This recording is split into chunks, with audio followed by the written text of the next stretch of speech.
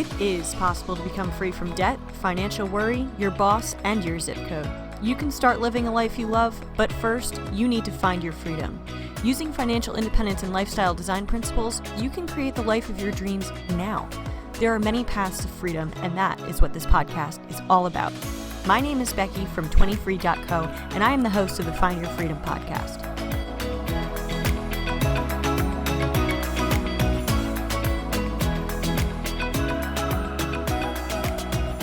Every other episode, I interview women who have gone on a personal quest for freedom. Miranda Marquit has been writing about money on the internet for 15 years and earns six figures as a freelance writer. She has contributed to NPR, MarketWatch, HuffPost, U.S. News and World Report, TD Ameritrade, and many other publications, and has authored 2 books. Miranda lives in Idaho with her son and enjoys reading, board games, travel, and the outdoors. Today, I'm excited to talk to Miranda about the realities of freelance writing, tips for working from home and working while traveling, setting lifestyle goals instead of money goals, and outsourcing to gain more time and freedom. Welcome to Find Your Freedom, Miranda. Hey, thanks for having me on today. Thanks for being here. So let's start with talking about your background. Tell me a little bit about how your personal experiences have shaped your personality and your perspectives on money and life. I have a fairly conventional upbringing. Grew up in suburban middle-class America, so pretty conventional upbringing. My parents really stressed things like saving and trying to avoid debt, but didn't talk much about investing, didn't talk much about their own finances. Very similar upbringing that so many of us are used to. But really, I kind of discovered that I didn't like having a real job. That's how I ended up freelancing is because as a teenager, I worked as a cashier and I hated that it felt to me very limiting because I had to go in certain hours and I had to do all these certain things. And I quit that and actually started teaching piano lessons. And that was my first taste of like the self-employed lifestyle or freelancing, as it were. As a high school student, I taught kids in the neighborhood beginning piano lessons, and it kind of stoked my love for being able to set my own schedule, kind of move forward. So when I got my journalism degree, the internet was taking off with online writing, and so it just felt really natural for me to be like, okay, I'm going to go ahead and freelance rather than try and find a job when I finished, which has worked out really well for me. So you said you have a degree in journalism. Is your undergraduate degree in journalism as well as your master's? No, I have a communications degree with a minor in political science. So one of the things that draws me right now is because of that minor in political science, because of the communications degree, because of the journalism, I'm really actually rather drawn to the interplay between like money and politics and what goes on there and all that kind of stuff. It's just kind of a natural part of writing about money and freelancing, specifically in the personal finance, business investing space, to also be drawn to like public policy and how it affects us all. There's a really huge overlap between personal finance and economics in the political sphere. So I can see that connection that you have there. Let's talk about your early financial life. So when you first started earning money and figuring out how to spend it, what did that look like? And were there any major mistakes that you made? Oh gosh. So yeah, I mean, I went to college in the era of the credit card issuers being able to have tables of people out there signing you up for credit cards. Like that does not happen now because of the Credit Card Act of 2010. But when I went to college, because I'm old, but when I went to college, it was still a thing. And I signed up for a credit card. They didn't care that I had just barely got a job at the university working in the cafeteria. But they didn't care how much I made. They gave me a small limit. And then before I knew it, the limit was just, you like make 2 on-time payments and all of a sudden it's tripled and it's not your money, it's a loan. But you don't think about that. Instead, what you see is I've got $3,000. I'm going to go to Vegas, and on my way to Vegas, I'm going to stop at St. George and go on a shopping spree and buy a new wardrobe. That's what you think in your 19-year-old brain when you see a $3,000 credit limit. So yes, I did that. And it was not great. And then, of course, I also made the mistake later on when I graduated and had my first job.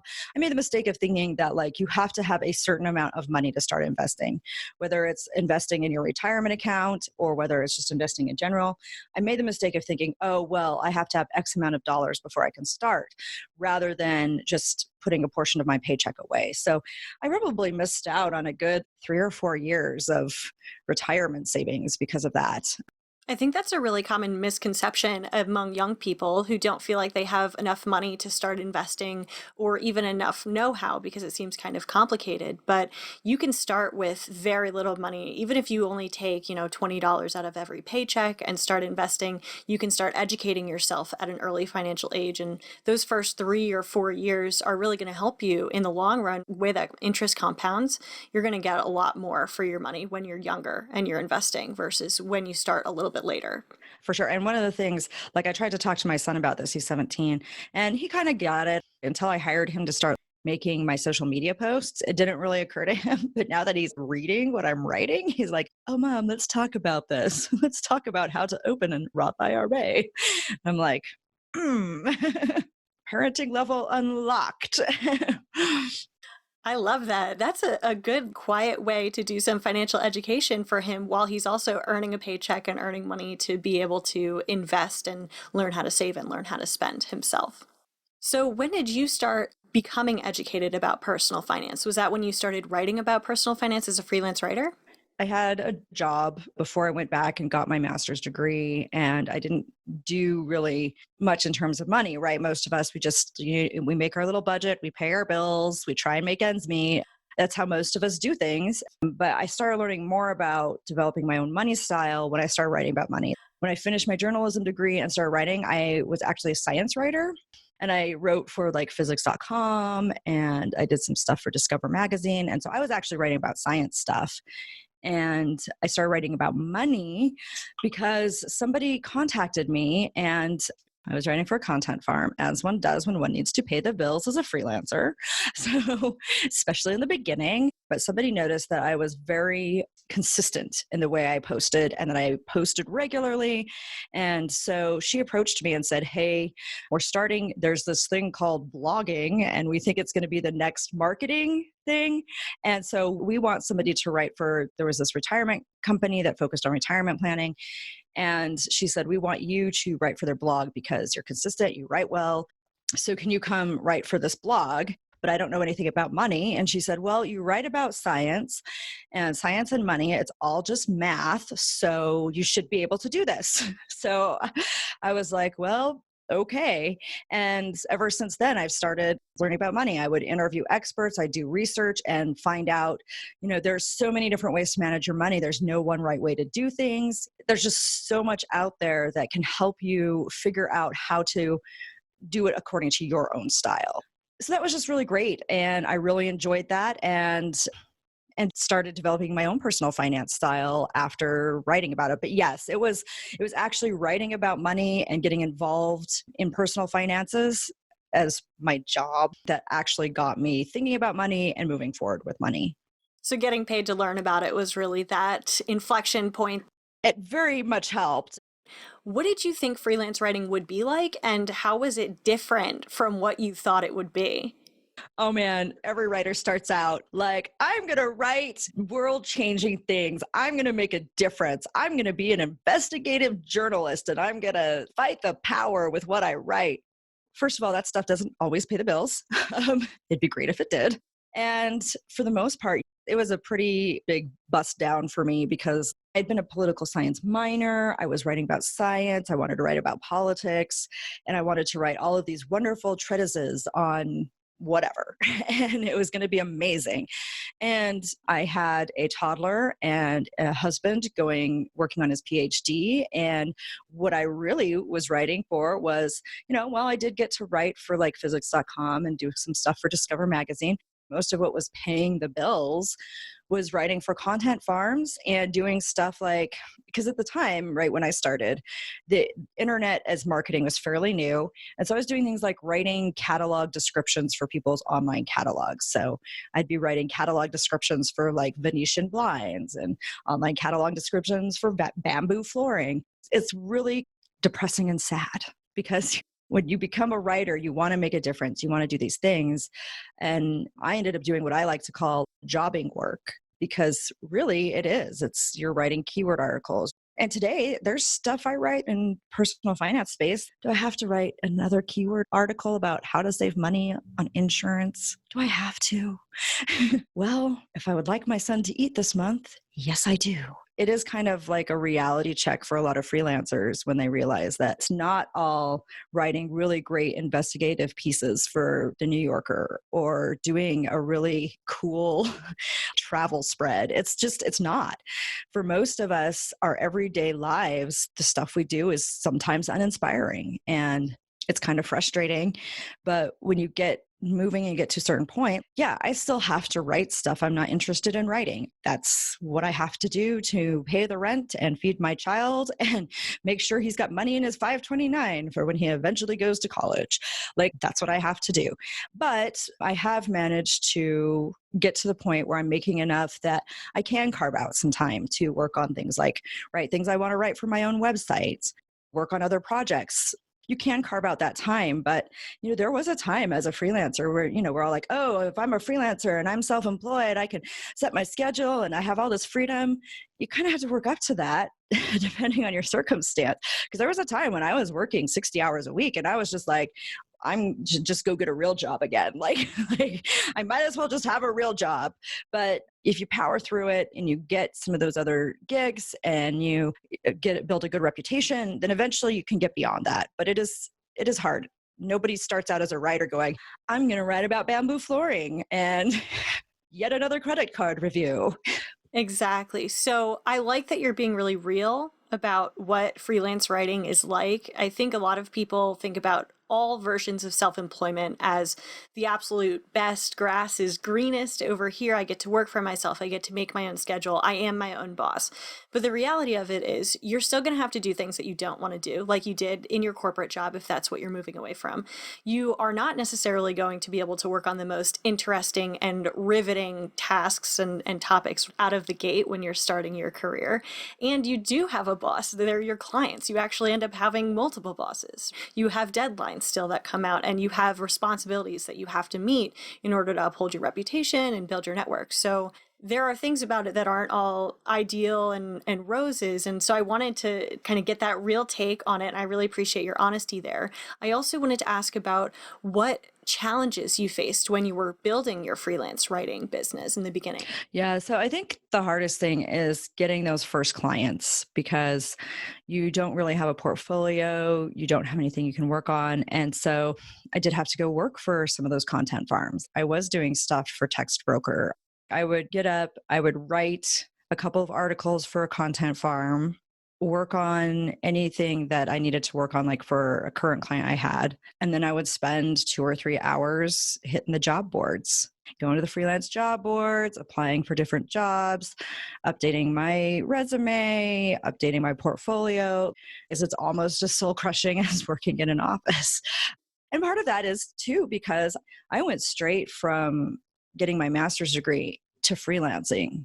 We used my ex-husband's student loans that he had for his PhD program to help us pay for rent while I was getting stuff going. Cause like I had a toddler. So like I wanted to mostly stay at home and I wanted to build this business. And so putting together that schedule is also very hard because like for a lot of people, if you're doing freelancing as your side gig, then you can be a little picky and you can pick and choose between the kinds of articles you want to write. You can accept a little bit less or you can do a little bit less work. You kind of have that ability, but I was like, I'm going to make this work. It's do or die. It's make money as a freelancer or bust. And so being very aware of the fact that I was like a sellout was also very hard. As a journalist, as somebody who's got a journalism degree, who's been trained in journalism, to be writing catalog descriptions of Venetian blinds is like, as silly as it sounds, that was what was hard. And finding other jobs that weren't just catalog descriptions or something like that, finding other gigs when I didn't have a portfolio beyond stuff that I didn't care to share was very hard. It's hard to build a portfolio when on one hand, it's like, well, yeah, the student loan is helping pay the rent this month, but there are groceries too that need to be bought. So I need to write a whole bunch of these catalog descriptions before I can start looking at other jobs. So that kind of balance was also very hard for me. It was very difficult for me. At one point, I had to make the decision that, yeah, I wanted to stay at home. I wanted to raise my son, but I also had to make the decision that, you know what, twice a week he needs to go to daycare because I don't have time to get my stuff done. And that's hard too, because you think, oh, well, I'm here, I'm freelancing, I'm working for myself. I'm supposed to be able to be at home, take care of my child, do all this home stuff and work. And it's all supposed to just work out. And the reality is it doesn't. And I did. I sent him to daycare twice a week so I could at least get the bills paid. And that's hard. Yeah, those are hard decisions that you had to make. You had to make decisions to do work that wasn't exactly what you wanted to do in order to pay your bills and to outsource some of your childcare to have the time to work on your business. I think those are definitely considerations that people who are looking to start freelance writing need to have in mind before they take the leap into this career path. So when you started, you were working really hard. You were taking a lot of the things that you could get just to build up your portfolio. But you've been freelance writing for 15 years now. So your career looks very different now. Oh, yeah. Thank goodness it does. If it hadn't changed, I would not be doing this still. But yes, yeah. And so through your experience by building your portfolio, by building your network, by increasing your rates and working with better quality clients, you've been able to use your freelance writing career and your self-employment to create freedom for yourself. And I think that that's the flip side of this, where there's, of course, a lot of hard work that goes into it in the beginning and throughout the duration. It's not like you're not working at all anymore, but you're able to have a six-figure business that doesn't require you to spend 60 hours a week writing, content descriptions on bamboo blinds. Yes.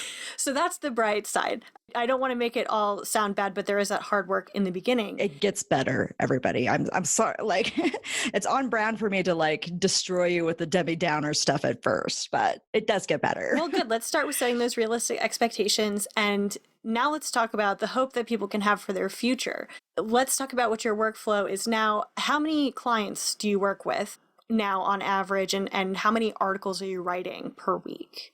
So I actually have probably about 10 clients that I work with and do kind of monthly articles.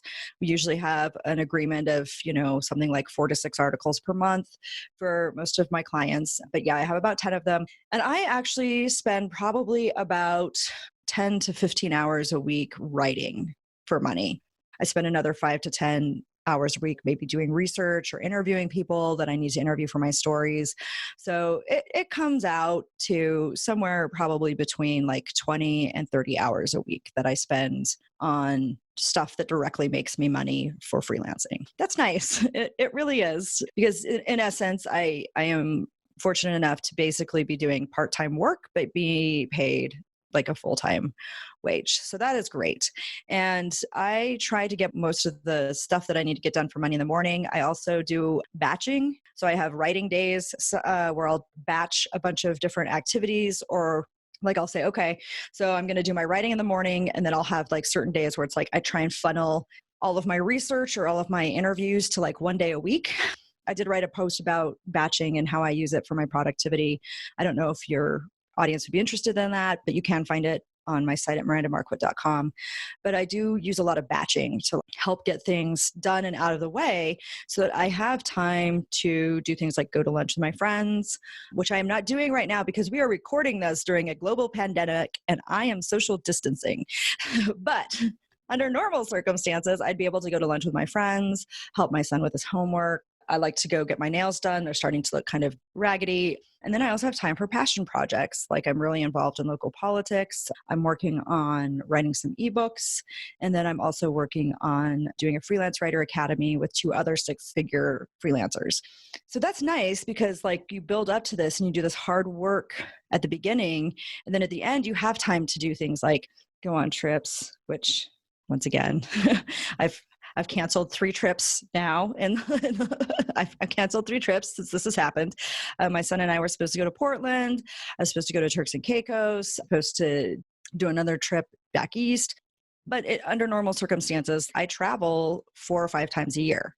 And that's something that my schedule makes makes it possible for me to do. There's the hope if you can power through that first beginning. But I think that's with any type of like self-employment or any type of entrepreneurship where you spend the beginning years like really just working your butt off. And sometimes it feels like you could do, you wouldn't have to work as much if you had a more traditional job. But then once you power through that and really get established, then you do have more time and flexibility. Do you know how many years it took you to get to the point where you were able to pick the highest quality clients, choose how many hours you wanted to work, and still be making that six-figure income?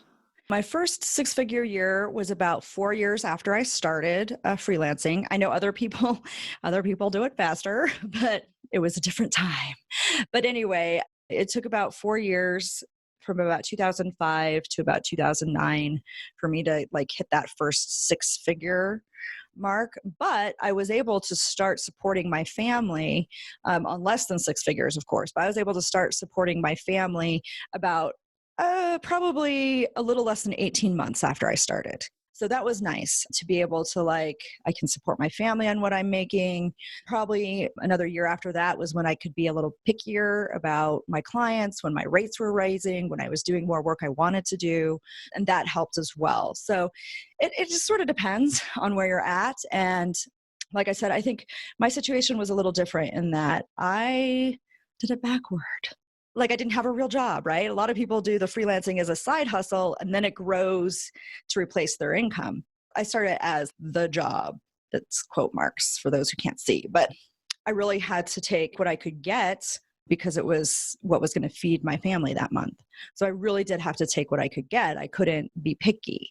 And I think if you're doing it as a side gig, then you can probably afford to be pickier a little sooner than I was able to.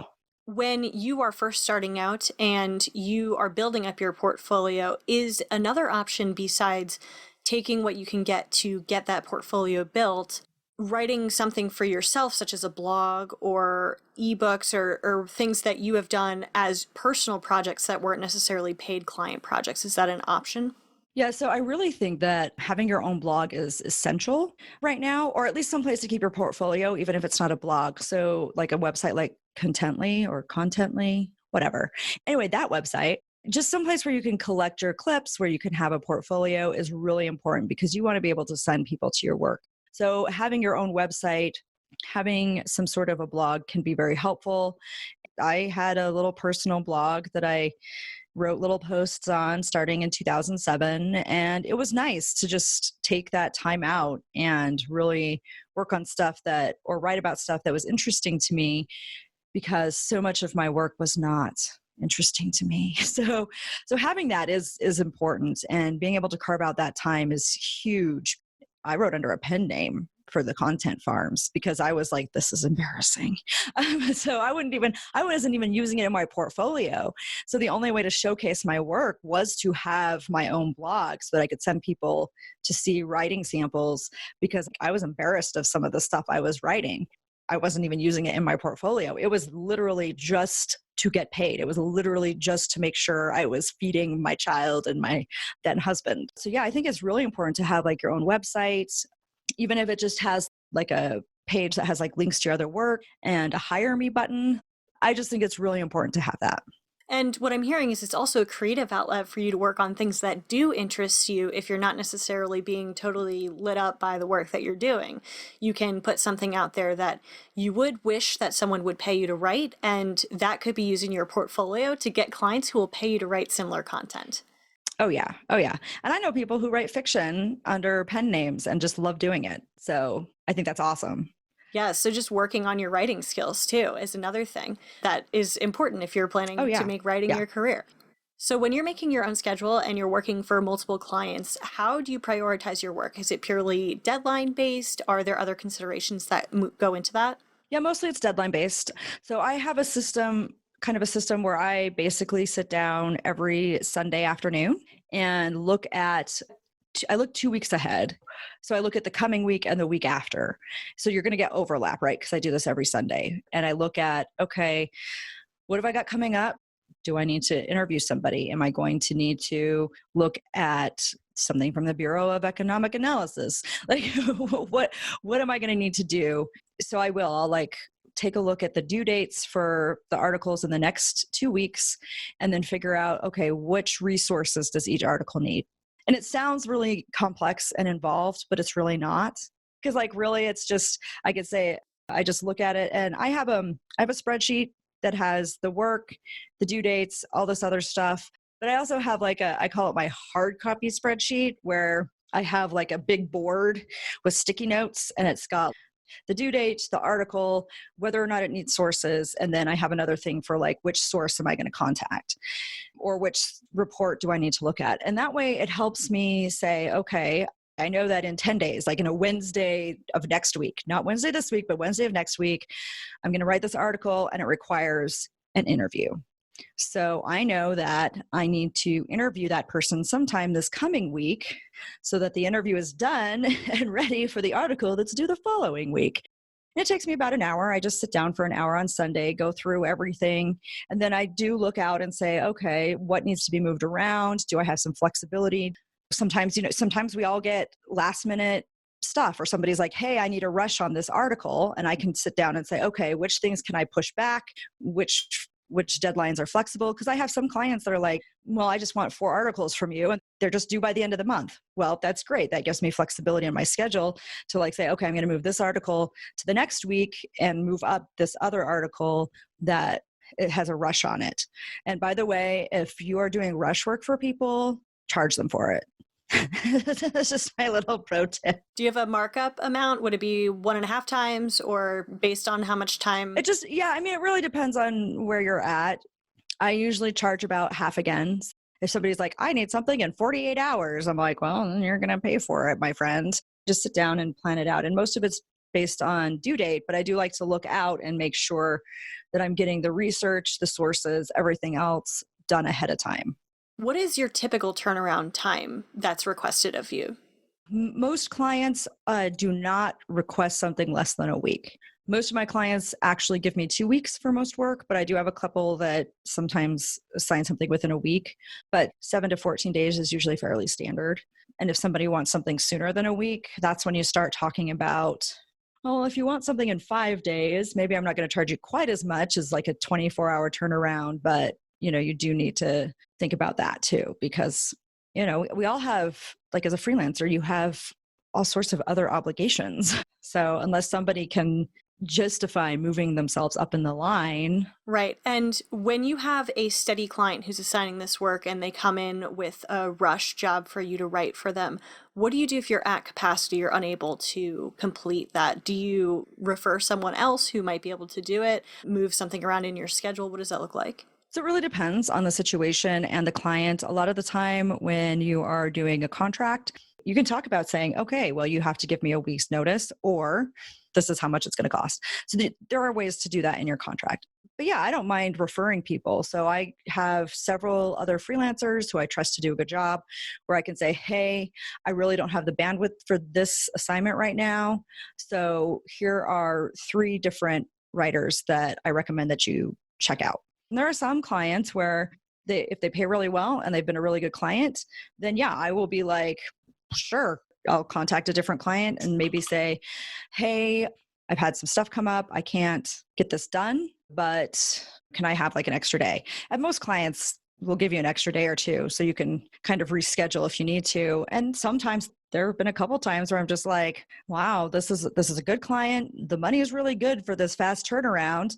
It looks like it's an all-nighter for me. So I think it really depends on your situation, where you're at, and then like what your priorities are.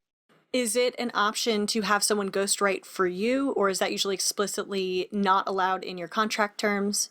It depends. So some of them are like, okay, if you will let us know that there's a ghost, you're getting a ghostwriter, that's fine. A lot of them like to know. I personally find that it's more work for me to have to edit what somebody has written for me than to just write it myself.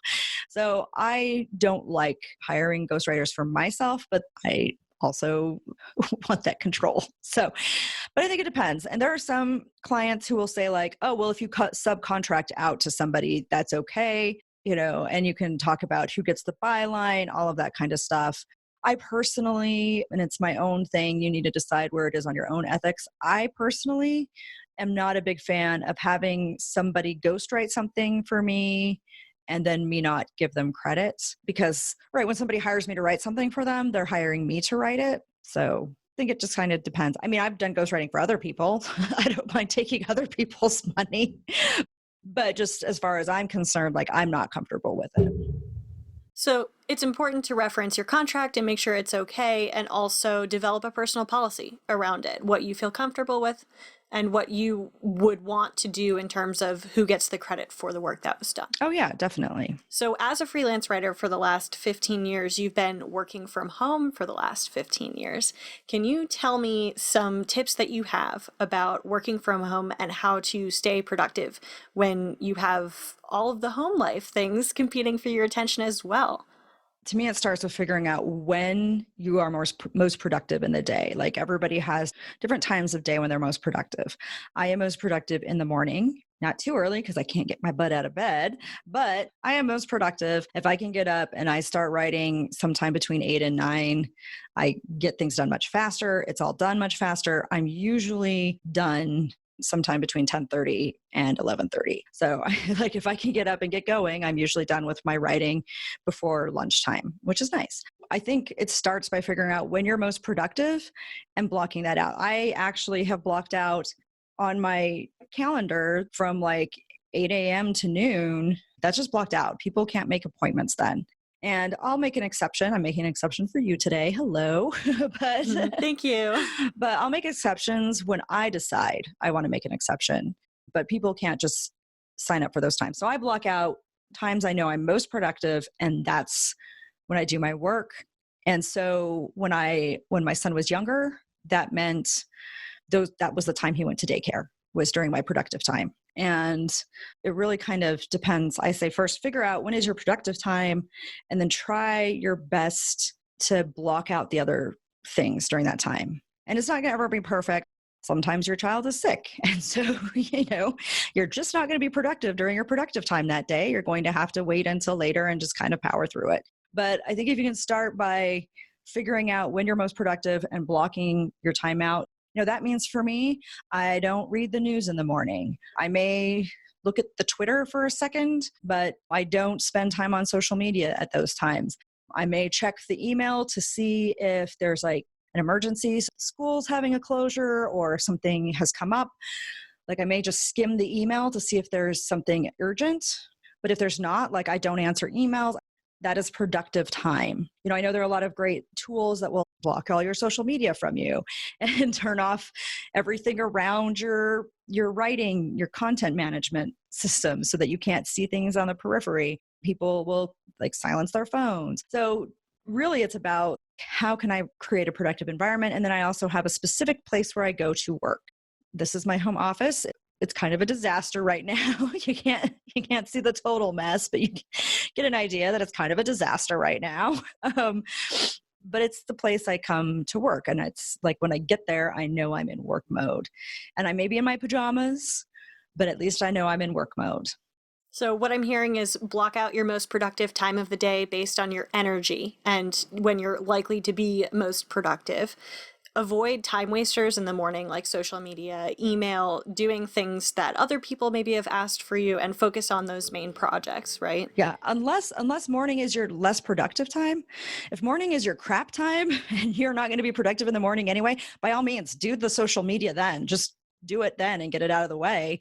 And then if you're more productive in the afternoon or more productive at night, that's when you block out the social media. Like for me, it's morning, but I know not everybody's going to be as productive in the morning as I am. So if morning is not your jam, then by all means do the social media in the morning and get it out of the way. And don't force yourself to be a morning person, right? Work within your energy too. That's something that you have the freedom to do as a freelancer. So you don't have to force yourself to wake up to an alarm at 5 o'clock in the morning and start writing. It's not what everybody needs, and it's not what everyone can do. So don't force yourself to do it. Yeah, I don't even set an alarm. I naturally wake up sometime between 7 and 8. I used to try and be like, I'm going to make myself get up at 6 and do yoga. No, I don't do that anymore. I just naturally wake up between 7 and 8. I do a nice, I use a French press to make Creole brew. So while the French press is doing my Creole brew, I'll do some yoga poses and do some flow and get things going.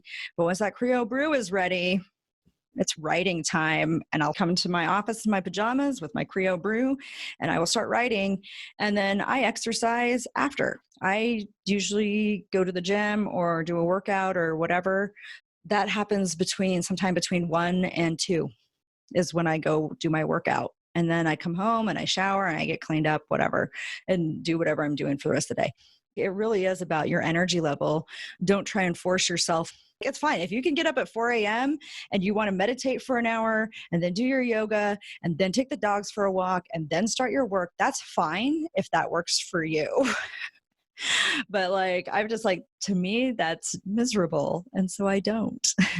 You found the freedom to make your day work the way that you wanted it to. And do you do much work in the afternoon after your first productive work block, or is that pretty much it? A couple hours in the morning and you're good to go? No, that's it. That's it. If I did not get to your thing by lunchtime, I'm not doing it today. It's just not happening today. There have been a couple times if I'm under a deadline, if I've had a family emergency and maybe I need to have my nephews with me all day, where in the evening after I can take a shower, shake it all off and just work maybe from 7 to 10 p.m. I'll do that. There have been times circumstances do that to you. But for the most part, afternoon that's when I answer the email. That's when I check the news headlines. That's when I say, okay, I need to send interview requests to people. That's when I do that kind of stuff is in the afternoon after I've had my workout, before I start making dinner, when I don't need a lot of thought. My brain's already tired and I'm done. Yeah, you're batching those high creativity tasks and then those low creativity tasks, the administrative work or the quote unquote shallow work, as Cal Newport would call it, deep work versus shallow work. Yes, definitely. And then your last work from home tip that I was hearing is have a separate space if you can. You have your own office space, you can close that door, you have an office set up. So when you get in there, you're in work mode and you're not using that room for anything else. Nobody else is kind of coming in and out and trying to grab your attention. For the most part, this is the workspace. I also, because I'm a bad person, apparently, I also count my bed as a workspace. There are some times when I don't feel like going into the office and doing the standing in the office. And I'll get up in the morning and sometimes I'll do my first hour or my first article from my bed. And then I'll migrate to the office. So I know we're not supposed to be doing work in our bed, but it works for me. So it's what I do. Do you have a standing desk in your office? I do. Oh, that's awesome. I hear it's good for energy. Yeah, it helps. You also travel a lot. Tell me about what it looks like when you're traveling and working at the same time. A lot of the time, what I'll do is I build in a work day when I'm traveling. For instance, last summer, I went to Philadelphia for a week and New York for a week. So I would have got into Philadelphia in the afternoon/evening. So I would take that time to settle in, go have a nice dinner somewhere, go to bed. Then I would get up that next day, that first day I'm in Philadelphia and work, just work. I got up, I started working around 8 or 9 or so, I think, and then went until a little bit after lunchtime. So went until 1 or 2. And then just went out, had a leisurely lunch, walked around, got to know the neighborhood a little bit.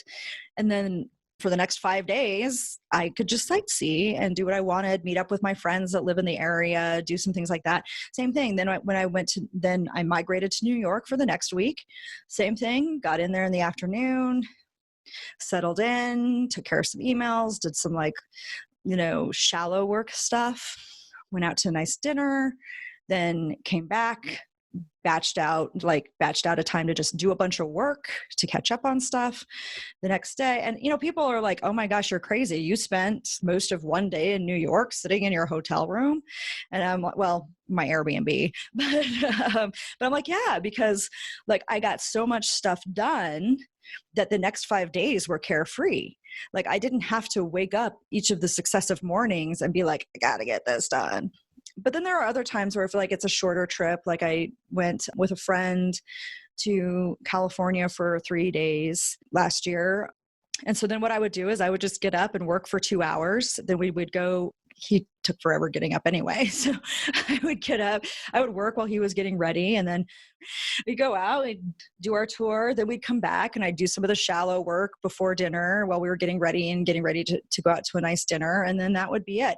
So sometimes my work day, depending on what the trip is, what we're doing, what I'm interested in, can kind of go either way. On a longer trip, I do like to take a full day where I just batch out a bunch of stuff so that I don't have deep work to do and I can enjoy myself.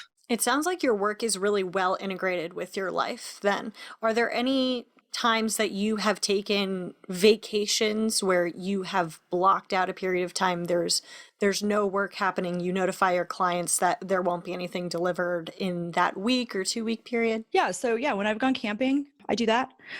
Like, hey, I'm going camping. I try and arrange things so that my obligations are filled before I leave or after. But yeah, there have been times where I've been like, hey, I will be gone for this week. I will be in the woods. I will be unreachable. So sorry. And another thing I do too, interestingly enough, is I actually look at like a long vacation as a time for me to work on passion projects. There have been times like this past, just a few months ago, I went on a Christmas cruise and I arranged things, set it all up. And I said, I am not doing work that I am getting paid for this 10-day period. And so I let my clients know that I was going to be out of pocket during that time, but I worked on passion projects. And to me, because of these things I'm interested in, like so many people, especially people who like maybe freelance or entrepreneurs, we don't like to just do nothing, right? Like we can do a day where we'll lay on the beach and read, but then even that gets old and we're like, okay, what am I going to do? And so I bring passion projects along. I am happy to work on the Freelance Writer Academy, work on my ebook, work on my politics, like get my campaign up and running, like stuff like that. Like other people look at it and be like, oh my gosh, don't you stop working? I'm like, yes, this is what I'm doing for fun. And it's part of my vacation. I feel the same way about, I don't think that my life and my work should be separate from each other because work is part of my life. I don't want my work to be my life, but when they're so nicely integrated and you're able to find that balance where you're not sacrificing one part of your life for another, I think it's actually really nice to be able to work when you're traveling and travel when you're working and manage everything holistically instead of as really separate compartmentalized pockets where you feel like they're fighting against each other. Yeah. People are always like, oh, well, are you on track for like early retirement? I'm like, but I like my life. Why would I retire from my life? Right. That's a really good point. If you're able to find a lifestyle that you could live indefinitely, what's the point of retiring? Right, yeah. Retiring is typically seen as moving away from something that you've been doing that you don't like doing to start doing what you want to do. Right. If you've designed your life such that you wouldn't want to retire from it, then you're set. You've achieved the financial independence retire early dream that a lot of people have that are, they're kind of putting themselves through work or some kind of job that they're not enjoying for this future payoff. And you've created that. Let's talk about outsourcing. So outsourcing is a big part of your money management strategy. Tell me about how managing your time efficiently translates to managing your money. Yeah, so outsourcing is huge, as you know. Gosh, I love outsourcing. It's so great. Me too. I'm such a nerd about outsourcing. So I can't wait to talk to you about this. So, one of the first things that I outsourced actually was back when, I sold I had a podcast. I sold it last year, but before I sold it, one of the things that I did was outsource the podcast editing. And that just really, if you're editing your own podcast, how time consuming. I outsourced my podcast editing when I started it because it's important to me to spend time on things that I'm good at, and I was not good at it. Yes, exactly. And that's the key. I outsourced the podcast editing, and it was amazing how it just like freed up so much time, so much energy to work on things that are more profitable. And so that was great. I do grocery delivery. That saves me time. I hire somebody to clean my house. Fun fact, I pay my house cleaner. She charges $20 an hour. And so that's what I pay. but I can write something, I can write an article in that time period and get paid many times what I'm paying her. And actually, what I pay her, like I can do, it takes about 3 hours to clean the house. And so I started doing this thing where it's like, okay, if I outsource something, I spend half the time working and the other half the time doing something I want to do. And because half the time is enough for me to make enough money to more than cover the services I'm paying for, plus beyond that. I actually wrote about it for Get Rich Slowly, how some of the numbers break down. Part of that is due to the fact that I have very high rates now because I'm such a diva. Charge what you're worth. That's right. Work up to it. Like I didn't get to charge this much when I first started, but now I get to, so it's nice. I did do a breakdown of how much profit I basically get from outsourcing, because now I can do the thing I'm good at and that pays me well, and where I get most of my income from, I can do that for an hour and a half while with the cleaning. And then for the other hour and a half, I can, like my son and I can go do something. We can make some good memories. I can go to the salon. I can have lunch with my friend, whatever it is. That's kind of a rule of thumb I adopted, was that outsourcing isn't just so that I can be on this treadmill of making more money all the time. Outsourcing allows me to also use my time doing things I want to do instead of, like, say, yard work, like, which I don't want to do, cleaning my house, which I don't want to do, going to the grocery store, which I don't want to do. All of these things are things I don't want to do. And so I am perfectly happy to pay somebody else to do them and get that time back, as well as make a little extra money.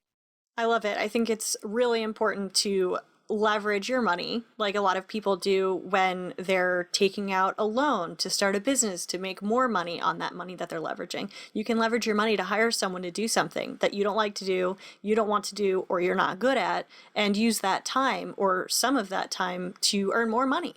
And ultimately, it's net profit. You're not losing money by outsourcing. You're actually gaining time and you're gaining money. It's a win-win. And you mentioned the income treadmill. You don't use that time 100% to make more and more money. And I've read that you don't track your net worth, you don't set income goals. At one point, you actually set a goal to make less than six figures. That didn't work out. It did not work out, but gosh darn it, I tried. But you make these choices because you're more focused on your lifestyle goals. So yes. Tell me about that type of goal setting. Yeah, so basically, rather than starting with this is how much money I need for X, it starts with this is the lifestyle I want. Here are the things I need. And one of those things is income, right? I mean, you are going to have to figure out how much money you need to support your lifestyle. But when I moved to a low cost of living area, I was like, I need a lot less money to support the lifestyle I want. I can have a really great lifestyle for less money because of where I live. And so part of it starts with saying, what kind of life do I want? And you're not going to get it tomorrow because you set this goal, but it starts with saying, what kind of life do I want? And then what do I need to do to get there from where I'm at right now? So it's really about starting with the end goal, which is your lifestyle, rather than saying, oh, I need X amount of dollars. Well, maybe you don't. I mean, yeah, I make six figures, but I know people, like I know other freelancers, some of them are my business partners, who make twice what I do in a month. And that's great. I'm happy for them, but I feel no need to be like, oh, well, I've got to make twice as much now. Well, no, because, and I've talked to one of them. I'm actually working with a friend of mine on like scaling back his income, because he's just like, I feel like I'm just stuck making all this money, but I'm not doing anything I want to do with my time. So for me, it's about, okay, what do I want my life to look like? Well, me personally, I want to make sure I have the freedom and flexibility to do different things during the day. Like my sister needs help moving right now. I want to make sure I can go help her move. Oh, well, I want to make sure that on the weekend, my son and I can go hiking. I want to make sure that if a friend calls me and wants to go to lunch on Thursday, I can go to lunch on Thursday. Not right now, though, because we're social distancing. But just starting from that point and saying, okay, well, this is the lifestyle I want. And I look at it as, okay, so how many articles do I need to write a day to reach this life? So I'm like, okay, so if I write one article a day, that's enough money for me to cover my basic needs. Now, I would like to be able to contribute to my tax advantage retirement account. I'd like to be able to travel. So with those things, I need to write 2 articles a day. and I just kind of, that's how I look at it. What do I need to do to accomplish what's going on? And if I write 2 articles a day, that's great, because then I still have time to do these other things. And if I write 2 articles a day, 5 days a week, then I have my weekends free. Or if I say, okay, I'm going to write 2 articles a day, Monday, Wednesday, Friday, and then do 1 article on Saturday and 1 article on Sunday, that gives me holes in the week to do things during the week, like go to the spa, or, or if I'm like, oh, well, my son's not going to get up and go hiking with me until at least noon. So I might as well shift one of my articles to Saturday so I can free up time a different day. So it's really kind of fluid and very flexible, because I've been able to say, this is what I need to do to reach the lifestyle I want. And then I can move things around and plug things in where they belong, if that makes sense. That makes total sense. And that's a time-based mentality instead of a money-based mentality. I think it's really easy when you work for yourself to get stuck working inside your own business, and it becomes this box that you're trapped in, just like you were in a corporate job, which a lot of people aim to avoid and to escape from. So with your friend, he was feeling trapped inside his multiple 6 figures business that he's making so much money in, but he doesn't have the time to do what he wants to do. And that's a challenge. So how did you set up your business to make more money while working less? Yeah. So as a freelancer, I mean, let's be honest, it just comes down to raising your rates. Let's be real. You start out, you don't have a lot of experience, you don't have a lot of portfolio items, so you can't charge as much. Then as you get more experienced, as you build a reputation, you can start charging more as you work for different types of companies. For me, a lot of it came from building up a reputation and being very active. I was one of the first people who was writing about money on the internet as a freelancer back in the heyday of the personal finance blogs, from probably about 2007, 2008 to right around 2012 or so, when just money everywhere for personal freelance blogs. I was one of the first people to be like a blog staff writer for individual independent bloggers. Being able to do that really kind of helped a lot. So if you find ways to build a reputation, having a niche really helps. If you can say, I am in a niche, I am an expert in this area, that can really help. You do need to strike a balance, though, between how niche you are and how broad your topics are. Like in the personal finance niche, a lot of people started focusing really heavily on credit cards and travel.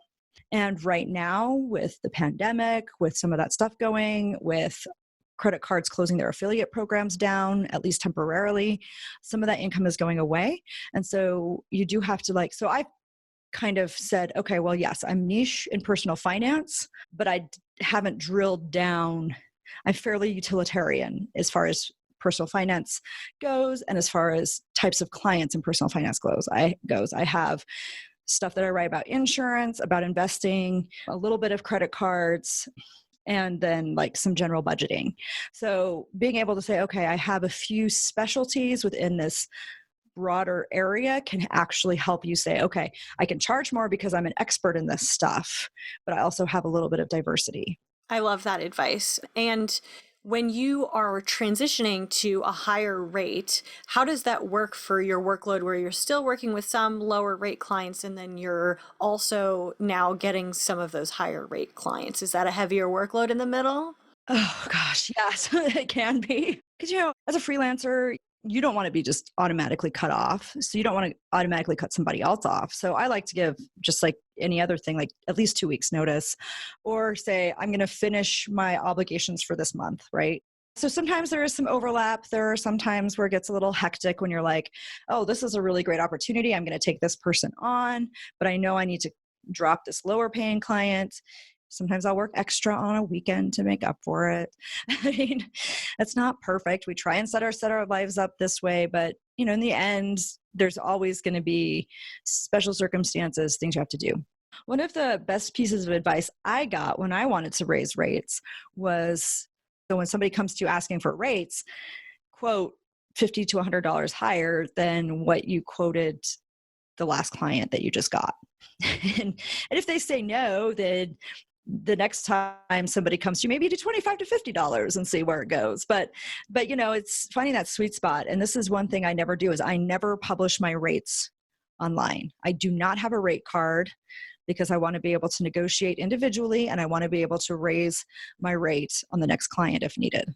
That's really great advice. And I think too many people are afraid to negotiate and they're afraid to ask for something more than they've previously gotten. So I hope that empowers some people to branch out and take a little risk there, because the worst they can say is no, and then you can go back down to what the original rate was. So you have a master's in journalism and you're working on an MBA right now. Do you need to have that kind of education to be a freelance writer? No. Oh, no. But it does help as far as if you're looking for ways to add value or looking for a reason to have a higher rate, it helps.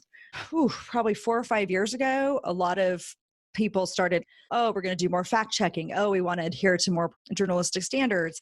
And me being able to say, I have a master's degree in journalism meant I could get some of those jobs and also get some little higher pay because they knew they didn't need to train me on, okay, here's what a valid source is. Like, here's an acceptable source to use. Here's how you quote this. So it gives me an edge. You don't need it to be a freelancer. You don't need it to make six figures. Most of the people I work with, most six-figure freelance writers I know do not have a journalism degree, but it does give you some sort of value add that you can provide.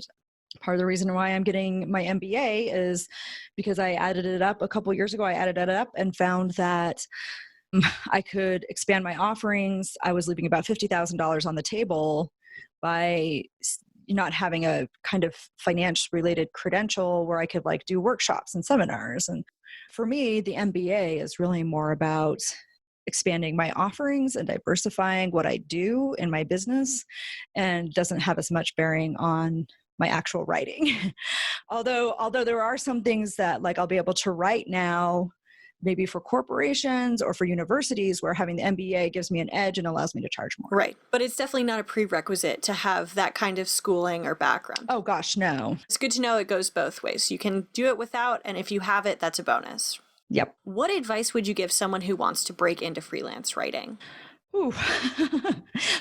Just get started. And also find some groups. If you're in the FinCon community, there's a FinCon freelance group that you can join.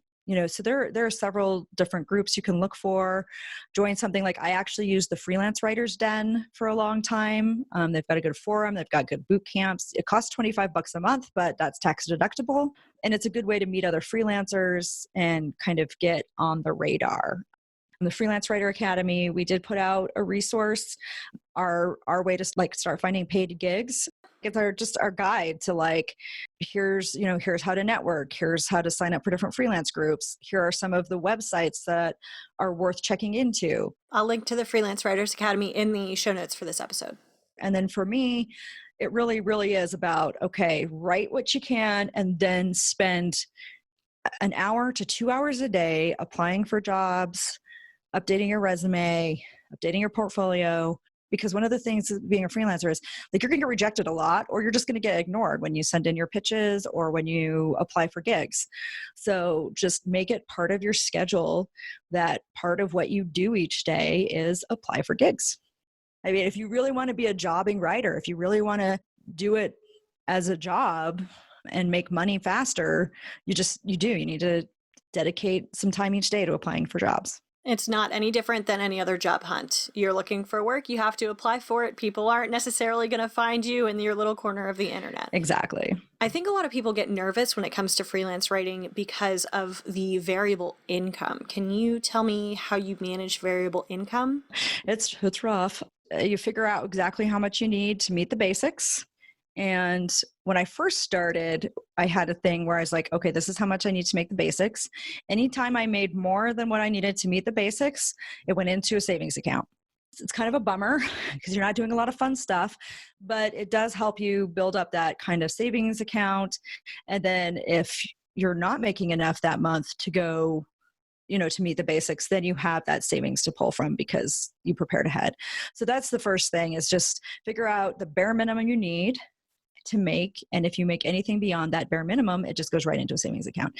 Now, as you start growing your business, your income fluctuations are less dire, right? You're like, well, I guess I don't get to get my plane tickets for that trip this month. I'll have to wait till next month. I mean, sometimes it's like that. Just building up an emergency savings of some sort is vital when you have a variable income. And then you should also be aware of what's available in your community should you need it. So understand what's needed to get access to like the food bank. Understand what's needed to get access to these emergency things in your community, just in case you end up needing to fall back on those. And then the other thing is, I was fortunate when I first started freelancing. My ex-husband had student loans for his PhD, so we could use those to pay rent, and then my freelancing paid for everything else. It just depends on do I have another source of income that's a little more stable, and then putting money aside for the future. Yeah, I think that's great advice in every scenario, if you have a variable income or not. And in particular, with the variable income, I wanted to ask about this current COVID-19 situation where we're experiencing an economic downturn and some general uncertainty. Have you seen an impact to your freelancing income in this situation? Oh, I have, but it's been positive. So even though I have written some credit card stuff, that's who's getting hit. As far as personal finance stuff goes, people getting hit right now are people who have written a lot about credit cards. And even though it was a small part of my income, it hasn't been a big part of it. So I haven't been hit that way. But then on the flip side, like you said, this pandemic has a lot of people wondering what to do. So I'm actually getting more work, but it's related to the pandemic.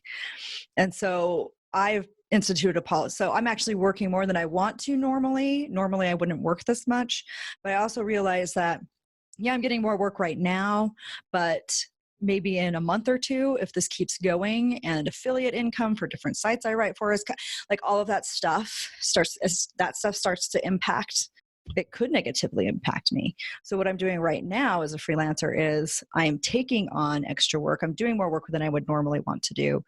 But when a client says, oh, I want you to do extra stuff on COVID-19, I'm saying, okay, yes, I'm doing it, but everything that I make from COVID-19 is going into the emergency savings. It's all of that's going there so that I can tap into it if in a couple months the effects start to blow back a little bit more. The other thing I'm doing with some of it as well is I do have in my community, I am making sure that I'm donating to our food basket. I have bought some gift cards to local restaurants that I can use later. So I'm doing stuff like that as well, because right now my cash flow is still good. I want to make sure I'm helping my community, but I also need to make sure that I don't overextend myself to the point where I then am needing those resources in 2 or 3 months. I'm like, okay, everything I'm getting from COVID is going into the savings for the future, but I'm also doing a little bit extra in my personal finances right now because I have space now. I've canceled 3 trips. So I can take that money that I would have spent on those 3 trips and donate it to the food basket. My son's school had a family supplies mashup, people who needed stuff. So I bought some stuff that people needed at the school. So I'm taking some of the money I would have spent on other things that I can't do now and using it hopefully in my community. But you do kind of have to take a step back and realize that if you're in a tough financial situation, you may have to prioritize your bills. Call your creditors now to say, hey, I'm going to have some trouble. A lot of creditors right now are saying, are offering forbearance plans, skip a payment like they do at Christmas. It's not really skipping a payment. They're going to add it to the end of your thing, but at least it eases your cash flow now and it won't ruin your credit. So call your creditors, find out what there is, start prioritizing your bills, figure out what your state and local governments are doing, since it's a patchwork of response. Some places on the other side of the state where I live, they are stopping evictions, but my city is not. So find out what there is available. It is hard because it's If you are already living paycheck to paycheck and haven't had a chance to build your emergency fund, then like tapping into your emergency fund isn't going to help right now. So you do need to talk to your creditors, talk to your local resources to see what's available. There are a lot of mutual aid groups coming up in like local areas. So go there and look. And then if you do end up with extra money as a freelancer, make sure you're banking that just in case things get worse and you need it later. Absolutely. I love your advice on what to do if you might be in a poor financial situation right now. If you think that you might be in the future with all this uncertainty, I would say that most people are in a case where their income may be impacted in the future. So it would be a good time to increase cash savings for emergencies. And if you do have extra cash flow now, or you know you won't be impacted in the future, would be a good time to help other people. So I love how you covered all of that. And I think that really wraps this interview up nicely. I'd like to move on to rapid fire questions. These are very quick and short. Are you ready? Let's do it. Okay. What does freedom mean to you? Flexibility. And what would you do if you could retire right now? What I'm doing. So I'd probably just do more writing. Yeah, I think that means that you figured out your lifestyle design if you're happy with that. Because my next question is, what would you do if you could never retire? But I'm guessing it's going to be the same answer. Just the same thing. Yeah, I'm very fortunate. If you could go back in time, what is one piece of financial or lifestyle advice that you would give yourself in your early 20s? Start investing now. I love it. I think that the earlier you start investing, the more chance you have for compound interest to take its stride and help you out with that. Mm-hmm. And you don't have to have a lot like we talked about earlier. You can start investing when you're young. Yep. Thank you so much, Miranda. It was great having you on here. Thanks for having me. Where can everyone find you online to learn more about your story? Yeah, so if you go to mirandamarquit.com, that's my website. I try and post something like once a week. Lots of great fun stuff about my journey, about like the time very recently that I destroyed my own credit. So that was fun. And so go check that out. That's good times. But yeah, mirandamarquit.com is a good place. And then the Freelance Writer Academy. And then I'm active on Twitter and Instagram at mmarquit. This was an information-packed interview with Miranda Marquit, who shared all about how she built her six-figure freelancing business over the last 15 years. But don't worry, you don't have to wait 15 years to start making six figures. Miranda supported her family as the primary breadwinner 18 months after freelancing full-time, and a year after that, she was able to raise her rates and be pickier about clients. And she made six figures in her fourth year. Plus, she knows freelancers who reach six figures even faster than that.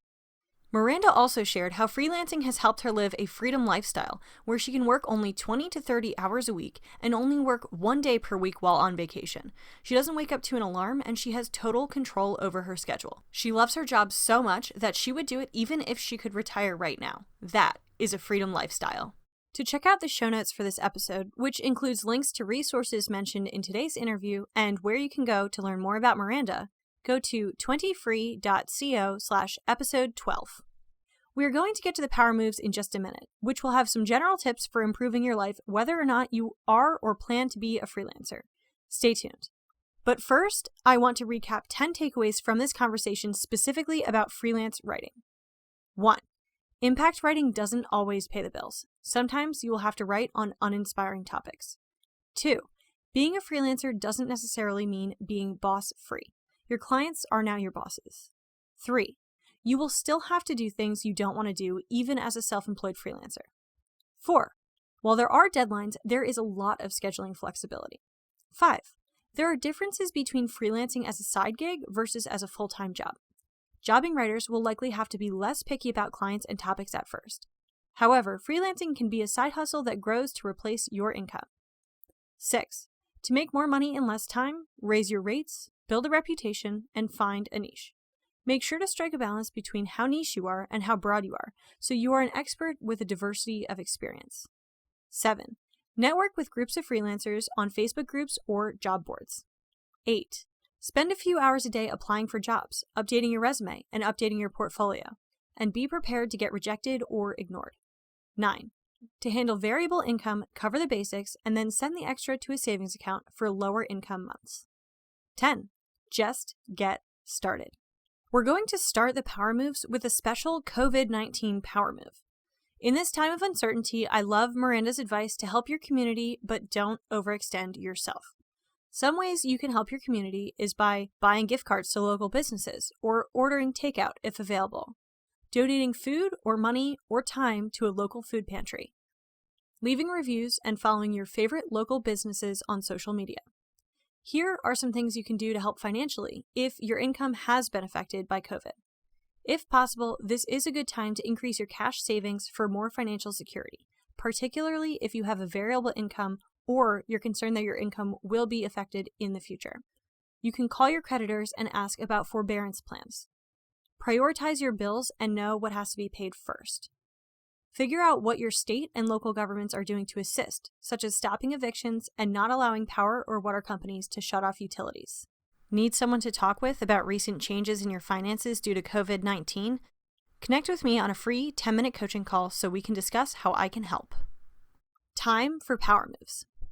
I want this to be more than just a podcast for listening to, so I'm making it a do-cast, where you're getting information from the podcast that you can take action on to create real outcomes in your life. I call these power moves. If you implement even one of these tactics into your life, you're taking a powerful step towards finding your freedom. What are some power moves we learned from this conversation? Here are 5. Power move number 1. Learn how to work from home.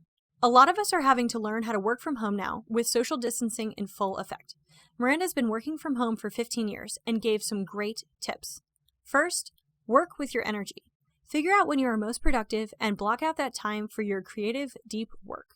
If you're high energy in the morning, then this is a time you should be writing, solving problems, and creating things. Then, in your low energy afternoon time, you can manage your administrative tasks and shallow work such as email and phone calls. Second, avoid time wasters during your productive time. That means no scrolling Facebook or Twitter in the morning when you should be writing. Save the social media and the news for your less productive times of day. Finally, do your best to carve out a separate space for work. Not everyone is going to have an extra room to set up an office. But think about how you can set up a workspace in your bedroom or on your dining room table, which will signal to you and the rest of your family that it's work time when you sit down. Power move number 2. Batch your work. It is really helpful for productivity to work in batches of similar tasks at one time. This way, you won't get distracted with switching between unrelated tasks, which takes a toll on your focus and energy. If you're a freelance writer, you might theme your days around writing, research, and interviews. If you work an office job, you might try to schedule your calls and meetings on one day of the week, or at least batch them together to one time of day, so you aren't constantly switching back and forth between tasks and meetings. For example, you could make Monday a personnel day, Tuesday a financial day, Wednesday a report writing day, Thursday your meeting day, and Friday your administrative day. Power move number 3. Don't give up. Put in your time and persist, and you will reap the rewards. In the beginning of anything, you will have to work your butt off. There is the plateau of enthusiasm and results, which is when most people quit. That is when you have to get gritty and stick it out. That's the only way you will break through to have a successful business, be a successful freelancer, and create a 6-figure business. As Miranda said, you spent the beginning of self-employment working your butt off, but once you power through and establish yourself, you'll gain more time and flexibility. This goes for anything, not just business. If you're working out and you plateau, that means it's time to keep going, not time to quit.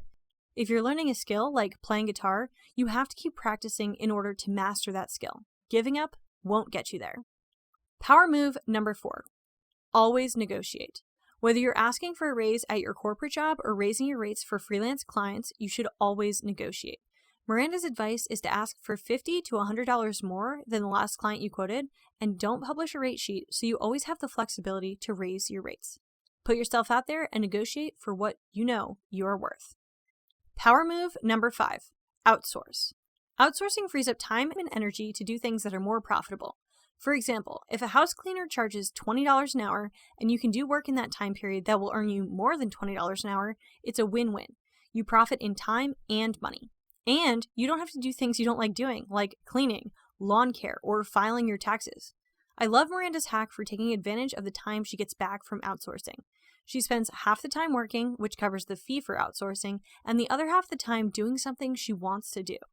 Keep in mind, outsourcing isn't just so you can be on the treadmill of making more money all the time. Outsourcing also allows you to use your time doing the things you want to do and creating your ideal lifestyle. Personally, I highly recommend outsourcing, especially in your business. While we are all stuck at home, it's a great time to evaluate what low-value tasks would be best to hire someone else for. A lot of business owners will be working on the back end of their businesses since there are limitations on travel, events, and other engagements. Additionally, you might be trying to juggle a business, childcare, and homeschooling all at once right now. I was talking to a friend who told me that her goal during the pandemic was just for her kids to survive and her business not to fail. I'll tell you what I told her. A virtual assistant can be a lifesaver in a situation like this. If you're a solopreneur who's been doing all of the administrative work in your business, there is no better time than now to hire and train a virtual assistant, also known as a VA. This will free up a ton of time for you to focus on pivoting the strategy of your business, working on the tasks that bring in your income, and of course, reducing your hours so you can spend more time with your family. The problem is, you might not have any idea how to hire an assistant. You don't know what they would do in your business. You're not sure what their job description would be. You don't want to waste hours going through applications and conducting interviews.